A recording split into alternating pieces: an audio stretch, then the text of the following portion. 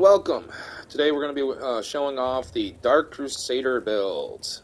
So, the build concept here is to have the character be not just like the Dark Crusader that we see in the video, that's Paladin Isaiah, and I plan on making cosplay him eventually, but as a representation of the Dark Crusaders as a whole.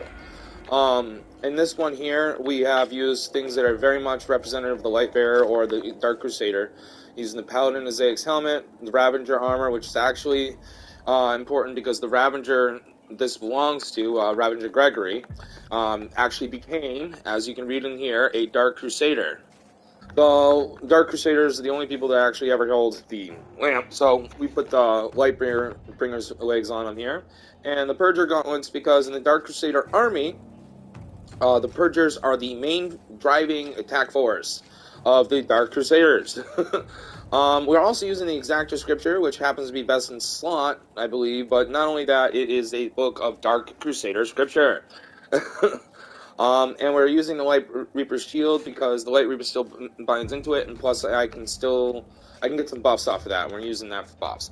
So, just to kind of show you the cosplay look, I also tinted the colors to have them all kind of match up and everything. I don't actually use the shield for blocking. The shield is a stat stick. But anyways, now that we've kind of gone over the basic cosmetic and concept of the idea, I wanted to show you the build real quick.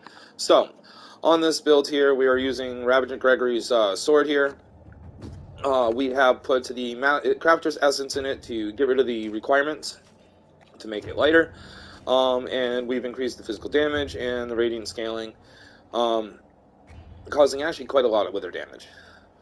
The damage kind of varies a little bit, but it works out quite nicely. The Light Reaper shield here is being used. It is like the lightest shield that has open slots that would let you do a combination like this. Plus, it still fits into the whole concept of the Dark Crusader and everything else. Exactor Scripture, as I mentioned before, Dark Crusader based, and it's best in slot. Now, we've got a couple spells here. This spell we're using here, mainly because Paladin Isaiah uses it, so it works out just fine. Being the fact that that this is kind of an open concept, the R2 can kind of be a flex spot for whatever you decide to put there. I put the Lucent Beam here because I ended up making this thing a little Radiance heavy, since the Dark Crusaders are considered holy warriors of Orius and all that stuff.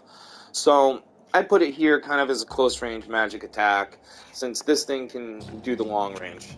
Also, this one allows me not to use just as much mana as I need, and that's it.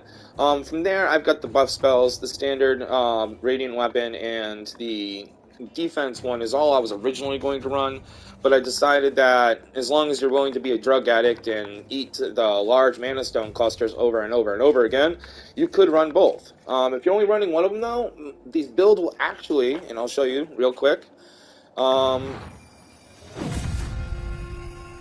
the build will actually gain mana back. So if you're going through content that isn't too difficult or whatnot, you can actually just run one and then fire off a spell and stuff like that. That was my original concept for this. But if you do end up in something difficult, you can fire off both and start feeding into it. While you have one of those going, you won't have any issues. And every so often you'll have to pop one to keep up both buffs. But it also gives you a nice team aspect because of the fact that you can heal the team without having to do the circle. Originally, the concept was to go with the circle. And as a matter of fact, when I do the Paladin Isaiah build, we will be going with the circle one, which is... So where the fork is it? This one right here, Sanctify. The Blessed Weapon, I think, works for any of the Radiant builds. Or Tenacity, just to make yourself feel tougher, is always a good one to have, especially if you're trying to get into New Game Plus. And since most of my builds here rock 40 Vitality. This here giving Holy Damage and Fire Defense, because they reworked it. It used to be Holy Holy, now it's Holy and Fire. This to give you a little extra healing, and actually makes up for the loss of healing that was here. Originally, I was going to run 2 of them to make up for this aura without actually running the aura. And then I was running that, and I was still eating candy kind of like I am now, but that's okay. I put this on, took one of these off, put that on instead, and now I heal a bit more, and then it feels like you're actually using your holy divine power to do it. And there's a little more maintenance, but, you know, you feel like you're doing something rather than toggle on and forget.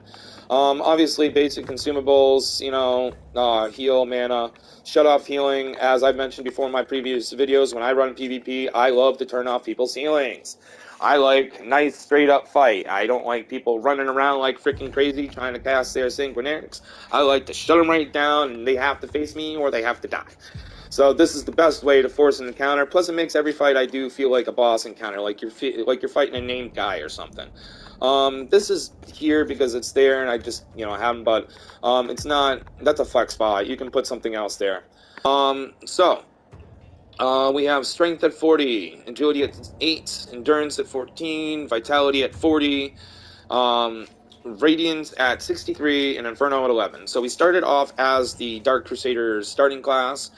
So the 8 agility and the 14 endurance are actually starting points for the class. I had higher endurance in this build originally, and then once I put the stamina regen in the shield, I just abandoned it.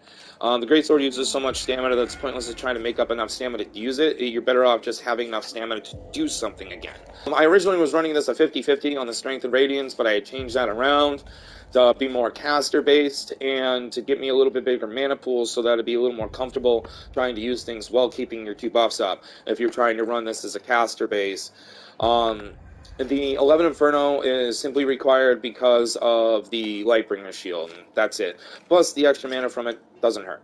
40 Endurance, because honestly, I think any build that wants to go through the base game and higher should really be running 40 Endurance. On my lamp, I've got the charging heavy attack thing, as you can see there. Extra healing efficiency, which is always nice in Umbral, and 30% extra siphon range, because I am sick and tired of having to be right up in people's faces to pop their little parasites.